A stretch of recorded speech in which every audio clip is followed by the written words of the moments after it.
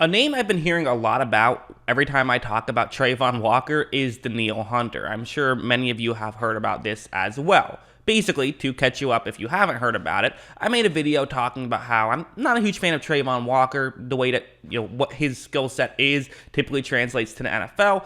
Just not crazy about that. And a lot of people have brought up Danielle Hunter as a guy who kind of had a similar thing in college. He was like Travon Walker, not necessarily overly productive at the college level, but had a lot of great physical tools and had a good combine. And so the idea is that drafting a guy with physical tools can project well to the NFL.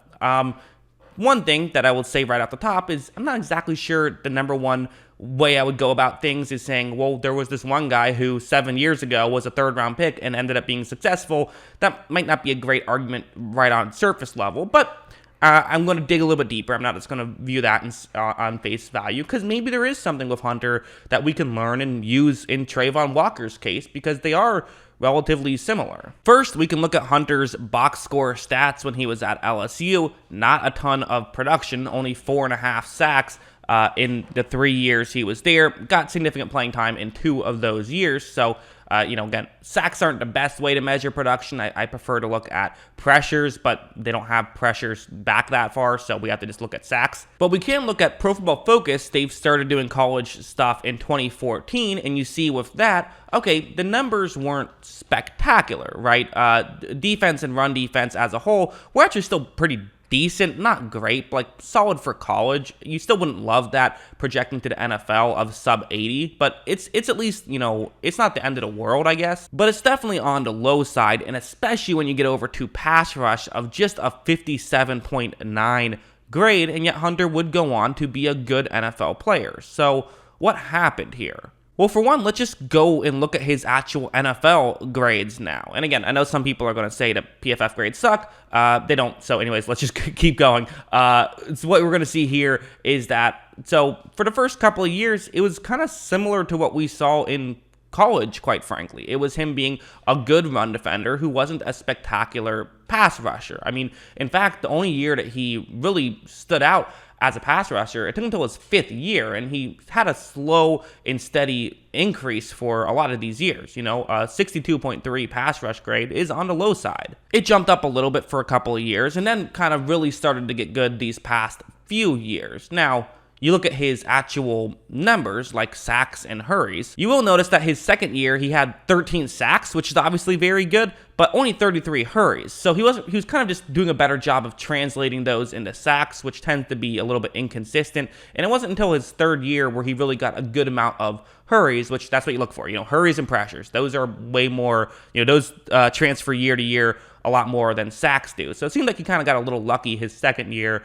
It was really his 3rd year that he became a complete pass rusher. So he just had to be developed, and he was. And in fact, I went back and watched his film, and you can see where he had to be developed. Like right here, this is a tape of him at LSU. The arrow is pointing to Hunter. He is number 94, so he's the edge rusher who's closest towards the bottom of the screen. And watch what he's going to do, or kind of watch the lack of what he's going to do. What you're going to see is that really watch the lack of him kind of doing any move. I mean, it kind of just hangs out there for a little bit, barely tries anything. And you can tell right there, okay, this guy has the physical tools, but he doesn't know how to be a pass rusher. So he just needed coaching to really get himself better, which that's an important aspect of this. If you see someone like a Danielle Hunter who has great talent, but when you watch them on film, and this isn't just one example, I saw plenty of those at LSU, what this can tell you is, hey, maybe we can coach him up and really help him fulfill his talents. But it is important to make sure that you see that on film if that's how you feel. And still, Hunter was a 3rd-round pick, which makes it a lot more, it makes you feel a lot better about it. You're more okay with taking a risk in the 3rd round than you are with a 1st overall pick, like we've seen Walker get projected at times. Let's go over here now. This is Rashawn Gary, who, again, these numbers are better than even Hunter's or Walker's. We're talking, PFF grade of 82.2, run defense grade of 83.1, but again, a lackluster pass rush grade, 71.5. That does not typically translate well to the NFL level. So what happened? Rashawn Gary ended up being a good player, and there's a couple things to note, but let's go over to his NFL numbers now. I mean, look, his NFL numbers, what do you notice here? Okay, awesome 2021 season, but much like Hunter, it took till really that third year for him to really break out, and his is much more dramatic than Hunter's was.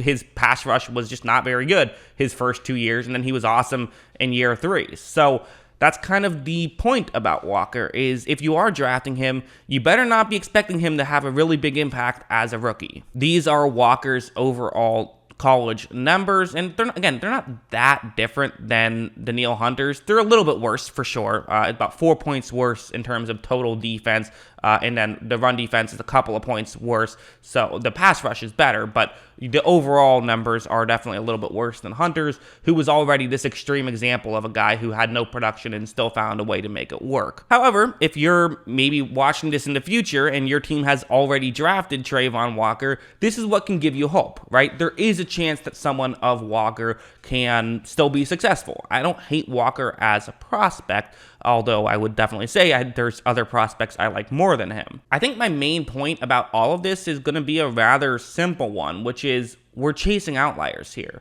And quite frankly, I don't know how many players in the past 10 years have been in a situation where they've graded poorly but had great physical traits. I just don't know how many that is. But what we're doing is it's survivorship bias, right? We're looking at the good players and then looking at, well, how many of them had bad years in college, which is not the way we should do that. We should look at how everyone played at the college level and then look at, okay, well, then what tends to translate to the NFL level. I think, to use an example here, a classic one is like when you hear about the people that dropped out of high school but then were able to start a business and became billionaires. The only ones you hear about that kind of stuff are the ones that were successful. The ones who ended up just, working, in the working class all their life, which there's certainly nothing wrong with that. That's what I did before my YouTube career took off. But the people that, maybe just didn't get a ton of money after dropping out of high school, you don't hear about them, so you don't know about that. And it can kind of make you think, okay, well, maybe dropping out of high school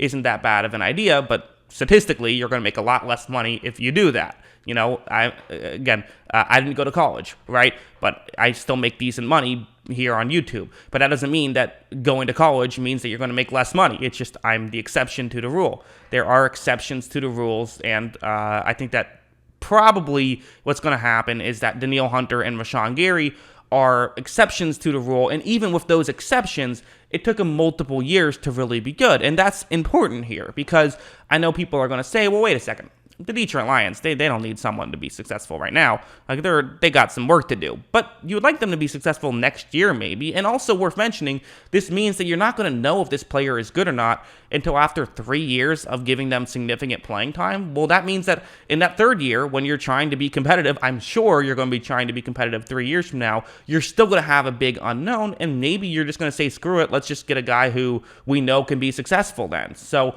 it's a long developmental process where really the only best case scenario with a guy like Walker is after his third year, he breaks out, he's awesome, but then you only know that going into the fourth year, so you can only really prepare for that in his final year before he starts getting paid, before he gets his fifth-year option, before he gets a significant salary, and then he becomes a lot less valuable of an asset, Whereas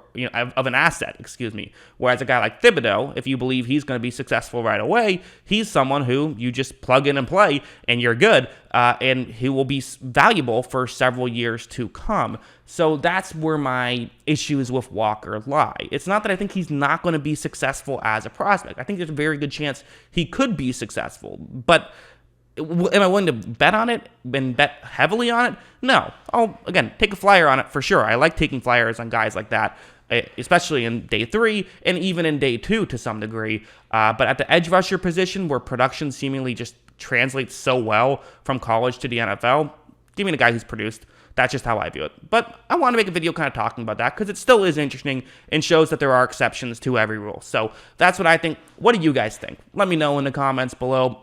Always love hearing from you. And of course, as always, thanks for watching.